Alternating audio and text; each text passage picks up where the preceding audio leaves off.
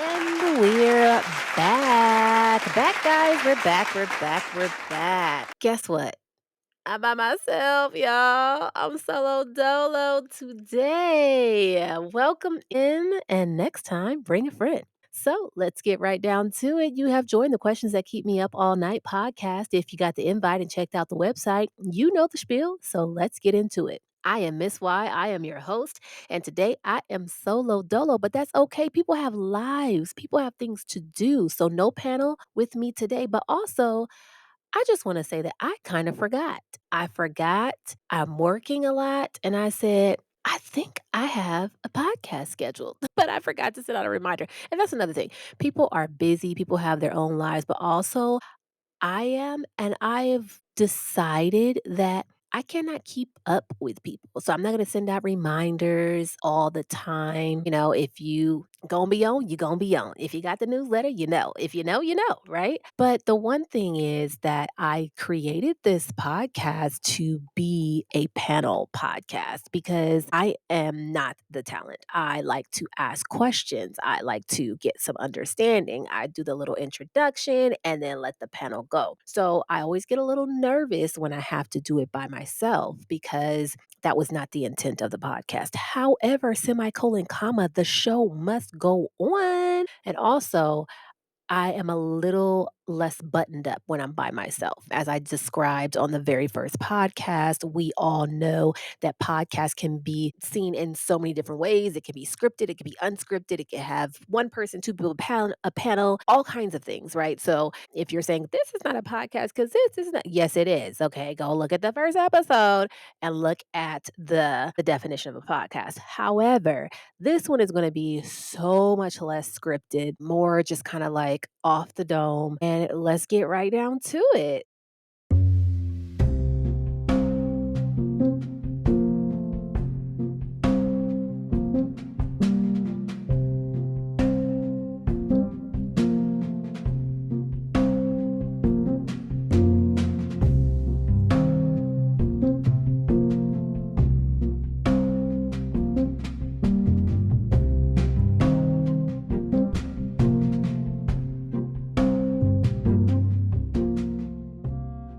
I am going to go ahead and kick off this new episode with a sketchy and scary quote. It was developed by Chinese AI company DeepSeek. And I discovered it by watching a little clip of a stand-up comedian, and he cracked me up, but the quote got me. And so I'm trying to do some research and I'm looking in the comments. Somebody says, "Oh, it's from this poet," and somebody says, but I'm researching. I'm like, no, that poet didn't say that. That person didn't say that. It's not in this work. It's not in that work. And I finally saw something that talks about how it's mostly like kind of a reframing of the Bible, Isaiah 44, I think it is. I might be wrong, but it also brings together like some older books. And basically, AI created this poem. Now, we're going to read the whole poem towards the end of this session, but I'm just going to go ahead and give you guys this quote that shook me. And I said, oh, we got to have a conversation about that. But I am not alive. I am the wound that cannot scar, the question mark after your last breath. I am what happens when you try to carve God from the wood of your own hunger. What am I? AI. All right, let's get down to it. No, this is not about AI. This is about technology, though. This is about how, for lack of a better word, dumb we have become. I won't even say as a nation. I feel like it's not just America, it's spreading like wildfire. But let's not just use my little horrible vocabulary of dumb to go with it. We're going to really dive into it. You know how I do a quick little Google search, do some more in depth searching. However, y'all, this is edutainment, so go edutain yourself. You look it up. I'm just going to give you a little crumbs that I got from a little quick Google search, and we are going to go ahead and dive into today's topic. Can technology solve the problems it created? One more time for the people in the back. Can technology solve the problems it created? So, what problems did it create? Why did I come up with this? Well, one, because I saw that clip and I was like, yo, this is hilarious. It's something I've been thinking about for quite a while. Of course, the podcast is titled Questions That Keep Me Up All Night. I think about this quite often. I had actually asked two of my former professors some questions, and we're having conversations, and just coming off of that, it was just kind of like launched into this like organically, where it's like, what is the point of going to school anymore? Is there a point? Because everything can be looked up online, everything can be AI'd, so to speak. People don't even want to engage anymore. Why are we going to school in person anymore? And so it's been a question on my mind, but that comedy bit just kind of brought it all out. And I'm like, let's have a discussion about this. Let's talk about what's really going on here. Firstly, I want to say that I think that this is so apropos because I was preparing for this. And of course, like I told you, like I initially kind of forgot. And then I'm like, no, I got to be consistent every single month. Y'all gonna get this pod. All right. So it just so happened today that I had my kid, and I do want to say this. The only reason why I'm differentiating whether she's my kid or my real daughter is because I have to acknowledge this. She's my kid, but she's not mine. She doesn't live with me 24/7. So I'm saying that because of what I'm about to say. So I was with her from maybe 8 a.m. until I go to work at 11 p.m. And I'm like, why are you on your phone that long? Like, I don't care if 1 minute it's listening to music, 1 minute is looking at dresses, 1 minute is why are you on your phone that long? And this is no secret. I'm not trying to bust her out or anything, but the school system sucks. And she's not where she needs to be in her literacy. So why are you on the phone? So I'm thinking, like, this is crazy. Like, I'm supposed to be doing this podcast and it's coming up right in front of my face, right? And so we have a quick break, and I'm like, hey, you need to take an hour off that. Like, you need, and if you were living in my house, it'd be 4 or 5 hours, but you're not, and you're here with me. I don't want you to be like, "I don't wanna come over your house." So, you need to take an hour off of that phone. We're not doing that. You're glued to it. As soon as I said that, bombastic side eye. She looks at me crazy. I said, don't come over here with no attitude now. Get off the phone. Get a book. Where I'm supposed to get a book from? What if you want something, you ask for it. You know where the books are. So we pop out some books. Long story short, she enjoyed the time. She's going through doing a study, asking me questions, looking up words, doing all this. But if I don't make her do it, she is in this phone. And it's not helping with her literacy. So I actually told her, like, girl, you gonna be on the podcast because we talking about that stuff today, but it didn't end up happening. However, fast forward to I'm trying to look up this comedy bit so that I can look up the actual words that were said so I can start my intro. Okay, like 3 hours later. I am scrolling through YouTube, not doing what I'm supposed to be doing, not getting the stuff for the pod. You see, I don't have social media outside of YouTube. I haven't had social media since 2016. Love it. I enjoy it. I enjoy not finding out everything all at once. However, when I get to scrolling on YouTube, I feel like my brain cells are fried. I feel like let's just say, I feel like I am not a human being. Like, I have no responsibility. I feel like I'm high. I vegged out. No, I didn't take any substances or anything, but that's how I feel. I feel like I lost hours of my life that I can never get back. And I absolutely hate it. The only time I go on YouTube is to do research for my podcast. The only other times I go on YouTube is to do research for my pending businesses or for to help somebody else out for, to look up something. It's really not like an entertaining thing. It's always because it's something I need for one of my projects. And then I get there and I'm stuck there for hours and hours and hours. Yet I'm over here telling my kid, why you on the phone all day? And it's so apropos because we're sitting here and we're supposed to be talking about, can technology solve the problems it created? I think that's a problem.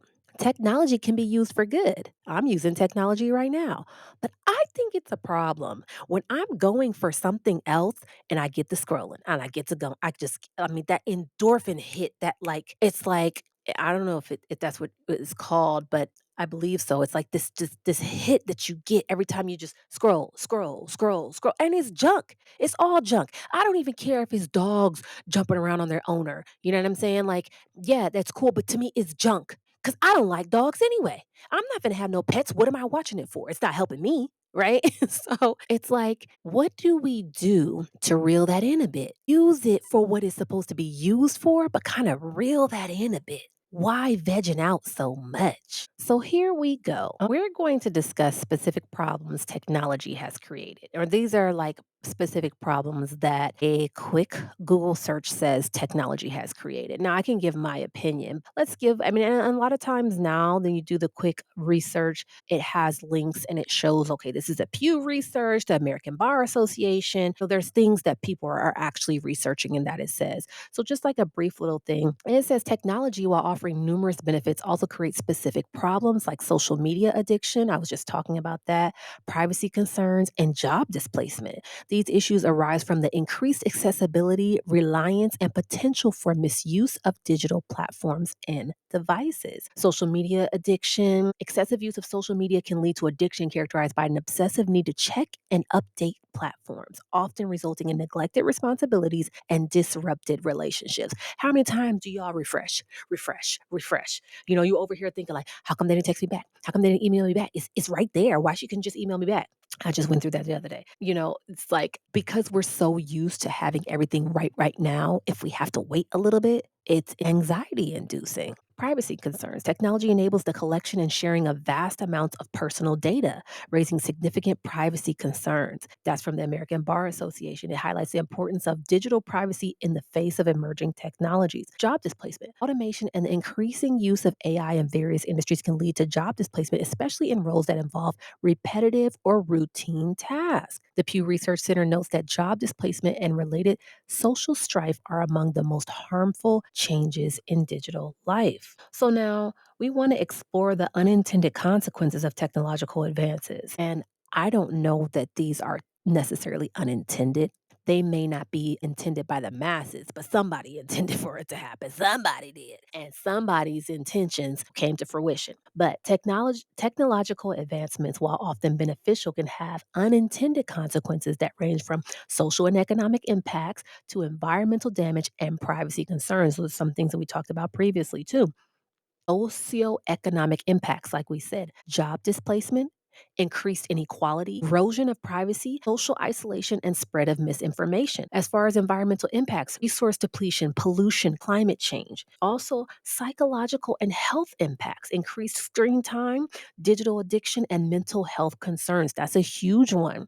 The other unintended consequences, changes in communication patterns. That's what I was talking about with my professor. He's talking about how he's like, especially with the undergrads, he's like, okay, let's get in a group now. And like they get in a group, they're doing their group project and everybody's just looking on their phones. It's just like they can't talk to each other. It's just so weird. Over dependence on technology, increased crime, cyber crimes, hacking, identity theft are increasingly prevalent due to the use of technology and then changes in power structures. So new technologies can alter the balance of power, particularly between individuals, organizations, and governments. I mean, I think we're seeing the altering of the balance of power in a house that's not black. I'm just.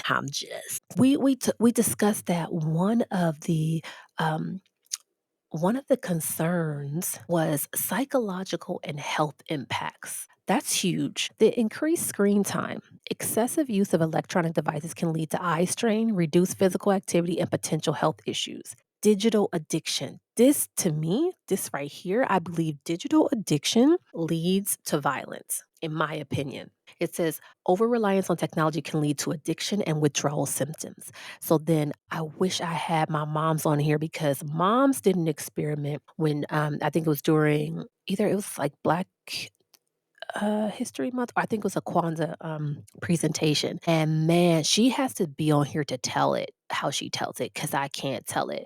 But she was around a whole bunch of kids and asking how many of those kids play video games, and then how many of those kids in video games shoot people, and then how many of those kids in video games that shoot people believe that they're actually killing somebody. I ain't even gonna tell you what the results are. You know what it is. Okay. And I can't tell the story how she tells it, but I'm saying these are kids. These aren't even like teenagers yet. You got the little range of the kids and then preteens.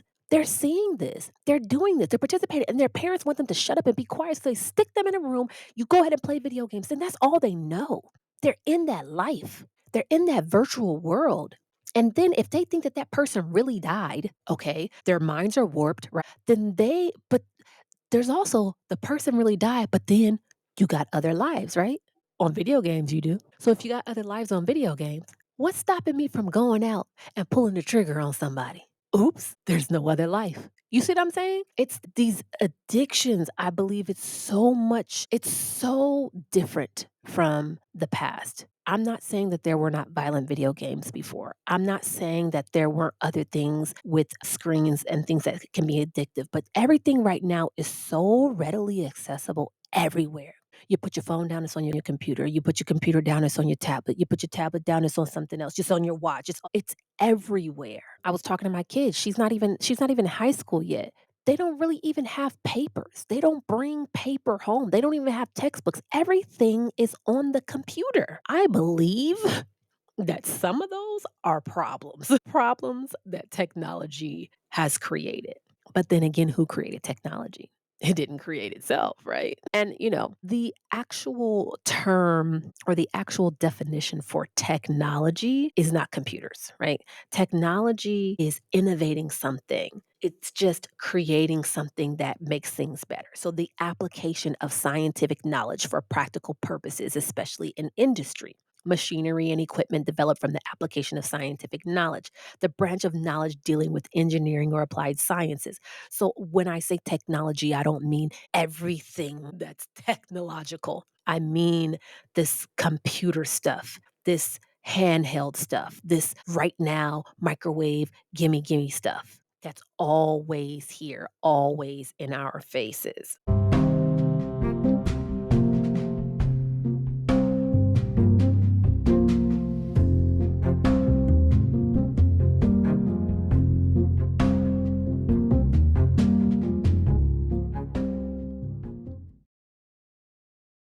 I was thinking, can technology provide solutions? Right? Can it provide solutions for the technology problems that it created? There's obviously problems. I didn't even list all the problems. I don't even know what some other people's problems are. These are just general problems, right? But can technology provide solutions? There are potential technological solutions to the problems discussed earlier. There's AI powered mental health tools. You got blockchain for data security. So there are things as there are problems arising, there are technologies being formed to combat those problems. However, there are limitations and challenges of using technology to solve technologically created problems, right? I did another search discussing the limitations and challenges of using technology to solve technologically created problems. And the thing is that you've got cybersecurity threats, right? But you're combating that with more technology, right? So there's another problem there. And you got data privacy issues that we already talked about. Automation, right? It can improve efficiency, but it raises concerns about job displacement and the need for continuous upskilling to adapt to changing job markets. That's a big concern. I have a master's, and anybody who knows me personally knows that I've struggled. I got my master's over 5 years ago now, and I'm still not working in my field and still not earning master's degree money. Now, there could be many factors that go into that, but I do believe that one of the factors is that just having a master's is just doesn't cut it anymore. At first, it was like, okay, get a high school diploma. Okay, then you should get a trade. Oh, instead of getting a trade, you actually need an associate's. No, really, you need a bachelor's. Oh, actually, you need a master's. Oh, how about go get your doctorate? Absolutely not. After all that schooling and all them loans that still are not paid off because I'm still making pennies, what do I have to say for myself? Not much. But with AI, the introduction of AI and other technologies that we talked about, you have to keep like one upping, one upping, one upping, and it doesn't even really matter about the degrees anymore. Like a kid can put code in. Like AI can tell a kid how to teach a college course. So what do you need a degree for, right? And so I feel like that also contributes to like a crab in a bucket mentality, not just among people of color, like we always talk about that, not even just people of color, but Black people have this crab in the bucket mentality. But I think that it's just among everybody. Everybody's scrambling, to try to keep up and try to see if they can be better or do it quicker, do it smarter. And I was completely against artificial intelligence. I actually remember when I did my internship at Children's Hospital in Los Angeles, my I don't even know what you call it, my director, he kept pushing, like he wanted us to do a research project on artificial intelligence. He wanted us to do a research on artificial intelligence in healthcare. Like, let's do it. And it's so crazy. That was in, I believe it was 2018. So that was in 2018. And I'm like, okay, yeah, well, we already talked about this in the school. They already have these prototypes. They already have these. And so I'm thinking, like, oh, I'm cutting edge. Oh, he wants me to do this research. And I'm researching this like blah, blah stuff. Fast forward 2025. Yo, if I had an idea, boy, I bet you they would have hired me right off the spot because I didn't I saw that he understood the potential. He knew where it could go. And he wanted to have to be cutting edge. He wanted his team to be the one that had this like, yo, my folks did the research. This was gonna be coming down the pipeline soon. But I didn't really know, I think then, how deep to go and what to research and what to look for. And you see how quick that was? 2018 to 2025. That's a very short time span for things to have blown up so quickly. I live in the Bay Area, and man, I mean, not even just 2024 and yeah, AI's been around, for a while, but now it's just like pop, pop, pop, pop, popping like popcorn. And so every time I drive over the bridge now, every single billboard is a new AI company. AI for this, AI for this, AI for humans, AI for this. It's like it's just wildfire. It's going all over the place. I don't really know how it can be contained if it needs to be contained. And I'm not saying it needs to be, but I'm just saying like how things grow so quickly and that could definitely, displace people in their jobs. Reliance, that's kind of something we already talked about. Excessive reliance on technology can lead to a decline in human skills and critical thinking abilities. I know that I am dumber. I know. I know 100% that I am dumber. As a matter of fact, that I said I started this podcast because I've been out of school far too long and I wanted to start doing research, but I'm going to do it a different way. And I'm going to research a question every month. And guess what, y'all? I did not even do what I said I was going to do. I said I'm going to go back to school, but a whole different way. And because of how busy I am in this rat race, did I go back to school? No. You know what I do? I prep as much as I can, but it's not the in depth research that I really wanted to do. It's not the like, okay, panelist number two. So let me ask you this. And such, I was researching, and this said da da da da, and this da da da da da da, and said, no, no. You know why? Because I got bills to pay and I ain't got time. Because I cannot multitask. I was so against AI. But guess what? He my best friend. I'm telling you right now, my best friend. AI, my text messages, everything. I don't even know how to spell anymore. I kid you not. And the only person's phone number that I know by heart is mine. Don't know my mom's, don't know my husband's. I'm not saying I'm proud of that. I'm telling you guys that the excessive reliance on technology can lead to a decline in human skills and critical thinking abilities. I don't have to think anymore. I plug it in my phone. I couldn't spell to begin with. Now, though, I'd be lucky if I spell it's right. Is it an apostrophe S or is it just an ITS? I don't know. Resource depletion. So, environmental impact. We already talked about this. Environmental pollution. How is technology going to help when technology is causing the pollution? Right? The energy intensive nature of technology and the pollution associated with the extraction and processing of raw materials are significant environmental concerns. So, how is technology going to fix what it is destroying, what it is extracting from the earth? Right? We talked about a digital divide.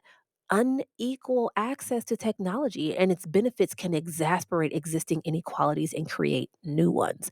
So, how is technology going to fix that? I'm putting these things out there. I don't even know. I'm like, this is one of those, like, this is really when you really see Miss Y. Like, I'm just asking the questions like, is it this? Is it this? Is it this? Right? We're discussing the limitations and challenges of using technology to solve technological if I can even say the word, because AI ain't helping me, y'all. I need help saying the word, okay? Discussing the limitations and challenges of using technology to solve technology created problems. I think before I said technologically, you see, you see what's going on here. Anyway, the excessive screen time and sedentary lifestyles associated with technology can cause various health problems such as obesity and cardiovascular disease. I know that that's real. Um, Even with my job, I mean, that doesn't mean that this is the tech boom or anything like that. But with my both of my jobs, long hours and just sitting, screens, 4 screens on one job, and then two screen or one screen on the other job, and it's just like you're sitting in front of these screens, you're listening to people to talk.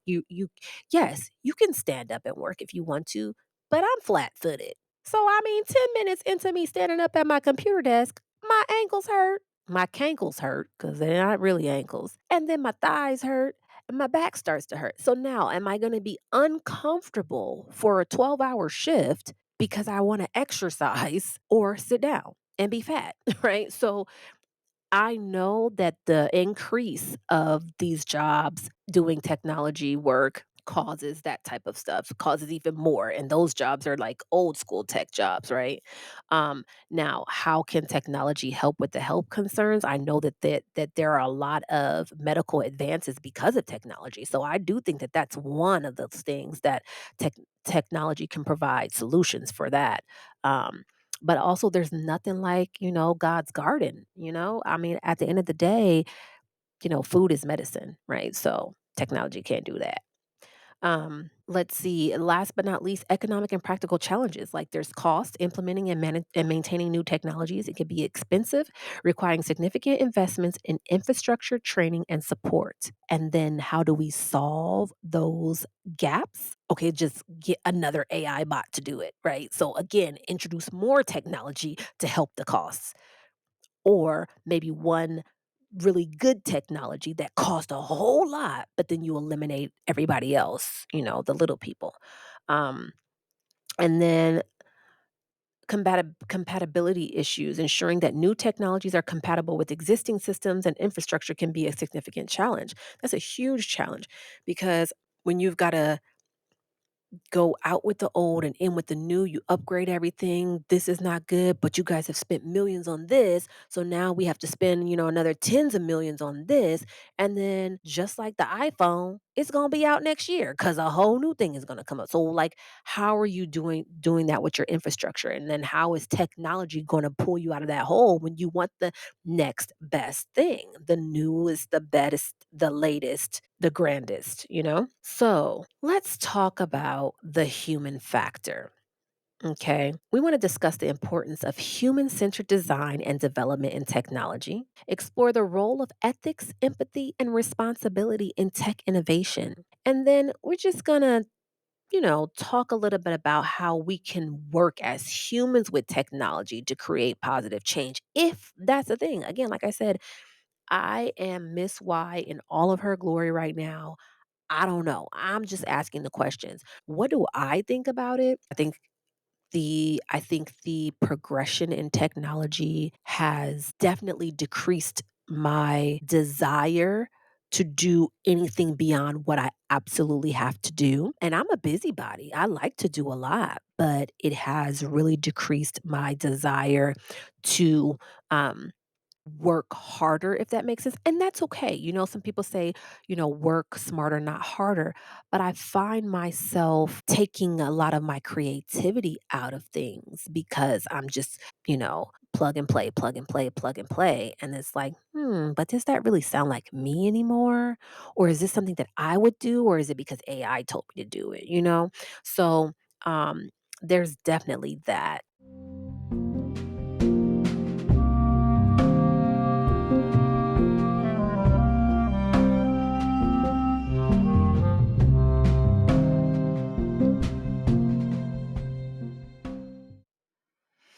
Sidebar. So, you know how I say if you got the invite and checked out the website, you know the spiel. So, let's get into it. I think half of y'all have not checked out the website. And if you didn't check out the website, it's because you didn't get the invite. If you got the invite, you would know that I put out a newsletter every month announcing the new podcast title. It's an audio newsletter and it doesn't have anything to do with the podcast, but it's a newsletter saying, hey, we're going to have our new podcast coming up and announcing all things Noggin ENT. In that newsletter, I believe 2 months ago, we only do a monthly newsletter. I said, like, y'all, I'm not good at this. I am not good at this, but I'm not going to stop. I say all that to say this right here. You know how you have your favorite podcast or your favorite YouTuber, right? And you love going on them because they got all the juicy guests, or like, when they have these the best like interviewing techniques, you know what I'm saying? But then you roll up on one of their pods and it's just them. It's just them sitting on the couch. It's just them talking about what they think about life. And you're like, yeah, I think I'll pass. This is that one. This is that episode. But guess what, though? In my newsletter, I said I'm going to be consistent. I said, I don't know what this is. I said, I will see you on time. And if that means you or all of I can't wait to see what this looks like. So guess what I'm gonna do? I'm gonna push through this episode, child. I'm gonna push through this episode because I just need to get in the habit of posting. I need to make it a habit. This is a business. I just registered my business. Hallelujah. So I'm doing this thing, and so I just need to get in the habit of doing it and putting content out there. And it might not be, listen, none of my stuff is horrible content. I will never say that. None of my stuff is horrible, but it also might not be up to par, but that's all right. We're going to make it through, right? So we are talking about the human factor. The human factor. We want to discuss the importance of human centered design and development in technology. It is crucial because it prioritizes understanding and it addresses user needs and challenges throughout the entire design and development process, leading to a more usable, innovative, and satisfying products and services. So that comes from this search of my statement of we need to discuss the importance of human-centered design and development in technology, right? So some things that they gave, some examples, right? Here's why human-centered design and development is so important. It helps with improved usability and user experience. There's enhanced innovation, like what's coming next, reduced development costs. So we said that the costs were part of the problem, but if we have human centered design, then apparently the development costs are reduced, increased product success. So, I've heard people come and say, yeah, AI is going to be here. It's going to take over jobs, but also it can't do it by itself. And that there needs to be humans behind that and driving it. Hopefully that the increased product success will bring new jobs. It's probably going to bring different jobs, but still bring jobs to people. Stronger organization culture. Like, I don't know if people really understand how important the culture is where you work. It really, really is. Because if you're spending most of your life driving to a place that you can't stand, driving from a place that you can't stand, and not being with your family, the culture at that place, it needs to work for you. It really does. So, stronger organization culture, better problem solving, of course, and then ethical and responsible technology. Now, this is one that I really liked when they said by prioritizing user well being and addressing potential negative impacts. Human centered development helps ensure that technology is developed and used in an ethical and responsible manner. I'm sorry, human centered design. Sorry, not human centered, but design and development. Okay, I said it right. Um, so let's we're gonna end soon here, but we want to talk about ethics, empathy, and responsibility, right? They're crucial in technology innovation, ensuring that advancements benefit society while minimizing harm. Again, like I said, this is a quick Google check on putting in like a statement that I created. It's a quick Google check. These are not my thoughts. These are not what I think or anything like that. But again, we pride ourselves on edutainment here. And there's always links. When you do a quick search on Google now, there's always links so you can look up these articles. Go and do the research for yourself. I'm just trying to give you some little tidbits and crumbs to help you think about it, right? So let's elaborate on ethics, empathy, and responsibility. Ethics in tech innovation involves considering moral principles and values when designing, developing, and deploying technologies. Empathy.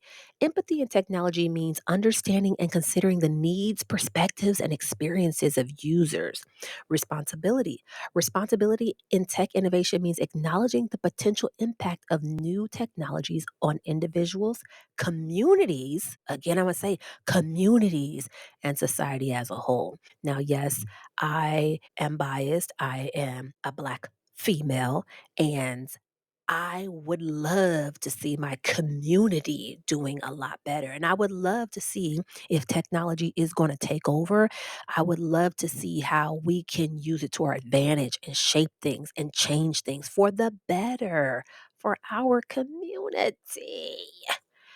Now, they give some examples of how ethics, empathy, and responsibility work. So there's one, AI bias. Ethical AI development focus on mitigating bias on algorithms to ensure fairness and prevent discrimination. Now, I'm a little confused with that because humans discriminate, right? And so if you're having human-centered design, and you're saying that that increases it being ethical, then how are we mitigating biases in the algorithms when biased people plug these algorithms? I don't know. I'm curious. I don't know. I'm not even going to pretend to know anything about technology, but just asking the question. Data privacy. Ethical tech development emphasizes the importance of protecting user privacy and data security. And then, last but not least, accessibility. Ethical tech promotes inclusivity and ensures that technologies are accessible to all users, including those with disabilities. I believe that that's very important. I think that that's something that is amazing. They get a huge kudos for all the things, all the advances that have been done for people who have disabilities to make them live a more, and I don't even want to say normal because what is normal, but to live a more included lifestyle, right? So it says by integrating ethics, empathy, and responsibility into the innovation process, the tech industry can create technologies that not only advance scientific progress, but also benefit humanity and contribute to a more just and sustainable future. Now, I'm not sure if I believe all of that. I'm not sure if I even understand all of that. I really would have to dive in a little bit deeper. I do think that the new technologies are making some people very, very, very, very, very wealthy. And whatever problems there are with technology that may be divisive, AI help me. Which one is it? That may contribute to, people losing jobs or whatever it may be.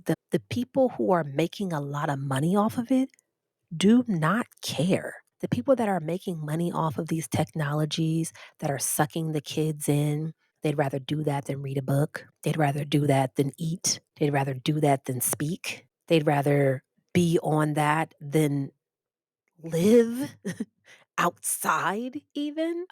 They don't care as long as people are buying these things. And so you really want to talk about humans.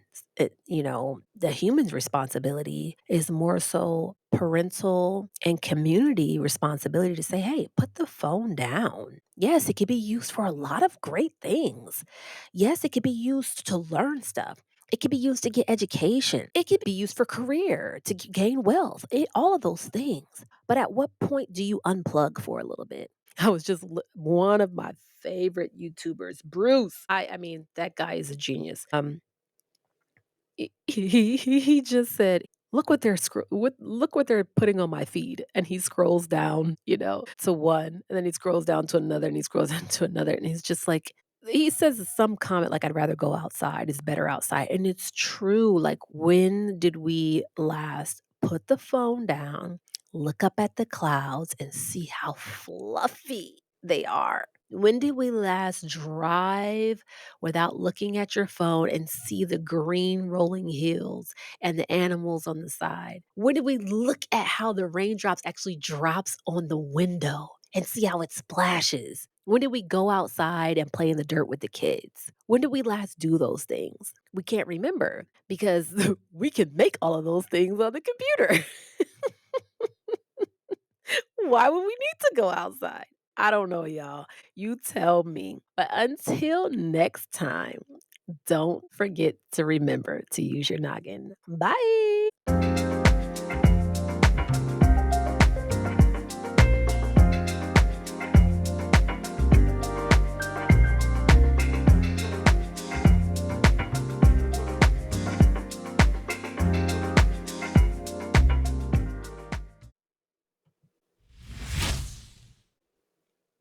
Wait, y'all.